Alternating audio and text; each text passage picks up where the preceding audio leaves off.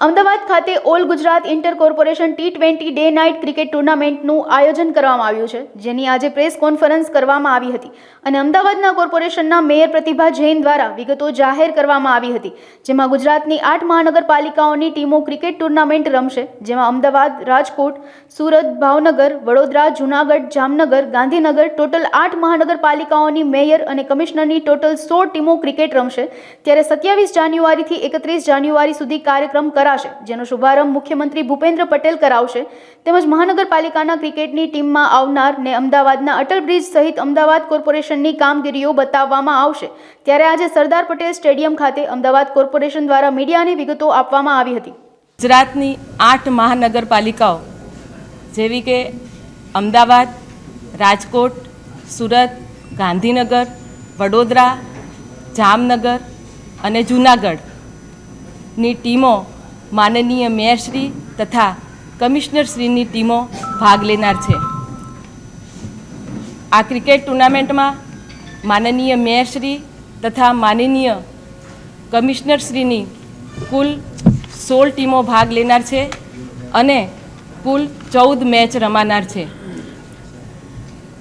આ મેચનું સદર આયોજન સરદાર પટેલ સ્ટેડિયમ, નવરંગપુરા તથા ગુજરાત કોલેજ બી ગ્રાઉન્ડમાં રમાનાર છે।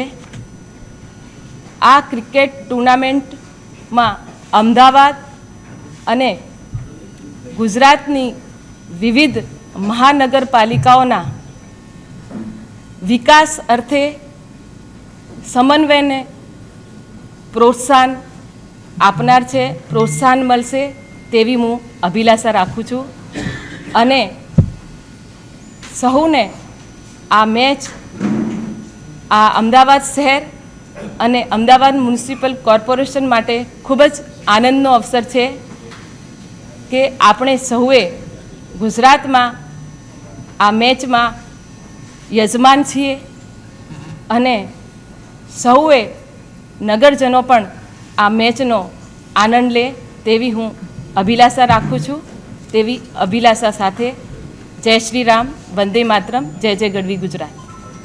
એ રીતેનું આયોજન છે। આમાં આર્થિક ક્યાંય પૈસાથી કોઈ નથી હોતું।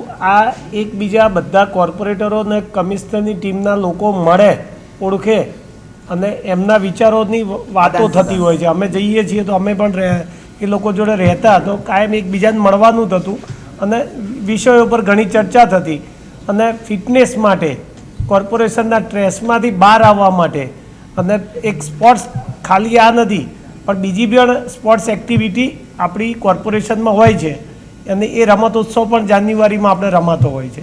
એટલે આ ક્રિકેટથી શરૂઆત કરી છે અને આ ટુર્નામેન્ટ એ 8 મહાનગરપાલિકા સાથે રમે છે અને આની મેં જે પાર્ટિસિપેટ છે જે ખેલાડીઓ એમને એક સર્ટિફિકેટ અને એક મેડલ આપીએ છીએ। દરેક જગ્યાએ આ હોય છે, દરેક પદ્ધતિમાં બધી જ અને વારાફરતી સુરત, બરોડા, રાજકોટ અને અમદાવાદ આ 5 મહાનગરપાલિકા હોસ્ટ હોય છે અને જેને મેદાનો છે પોતાના। ટ્રોફી આપવામાં આવશે અને દરેકે દરેક ટીમના ખેલાડીને મેડલ આપવામાં આવશે। બીજું કે જે અલગ અલગ મહાનગરની ટીમો આવશે એને આપણે અમદાવાદની અલગ અલગ જે આપણે કહેવાય કે અટલ બ્રિજ છે, આપણું કમાન્ડ સેન્ટર છે, એ બધા 5 કાંકરિયા લેક ટ્રેન છે એ પણ બતાવવાનું આયોજન ઇલેક્ટ્રિક બસમાં આપણે કરેલું છે।